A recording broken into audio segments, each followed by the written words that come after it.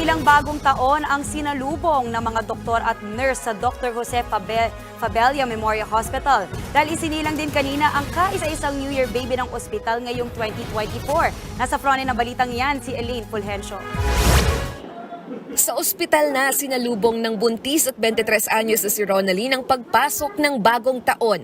Besperas pa lang kasi ng New Year, nagli-labor na siya sa Dr. Jose Fabella Memorial Hospital. Pasado alas 11 kagabi nang ipasok na siya sa delivery room at pagpatak ng alas 12 ng hating gabi.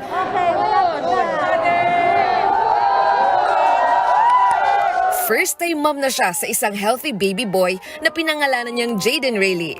Ang mga doktor at iba pang staff ng ospital nagpalakpakan at napahiyaw pa sa saya.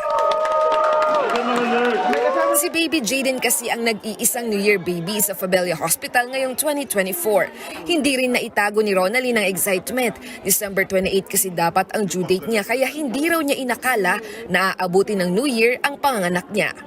Sana lumaki siyang healthy, matulungin, magalang at may takot sa Diyos.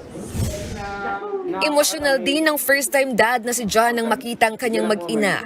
Answered prayer daw si baby Jaden na 3 years nilang hinintay. Sobrang saya po kasi ngayon pa lang po ako nagagantin. Kasi po, tagal po namin hinintay po ito eh. Ang ganitong mga eksena, normal na raw sa Fabella Hospital taon-taon kung saan libre ang panganganak. Nitong bisperas nga, 13 sanggol ang isinilang sa ospital. Sa hospital naman po ng Fabella Hospital, wala naman po binabayaran lahat ng pasyente.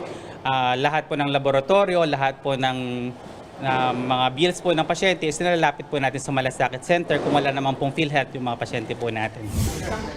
Tradisyon na rin sa Fabella na bigyan ng regalo ang mga sanggol na saktong isinilang pagpatak ng alas 12 o yung mga New Year baby. Sa datos ng Fabella Hospital, aabot sa 10,000 hanggang 11,000 sanggol ang ipinapanganak dito kada taon.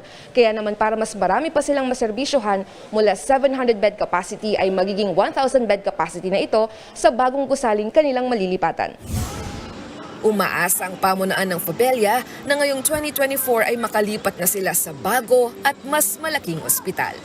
Nagbabalita mula sa Frontline, Elaine Fulgencio, News 5. Mga kapatid, Maui David po. Simula ng inyong araw na may alam at may pakialam sa mga may init at umaaksyong balita sa bansa.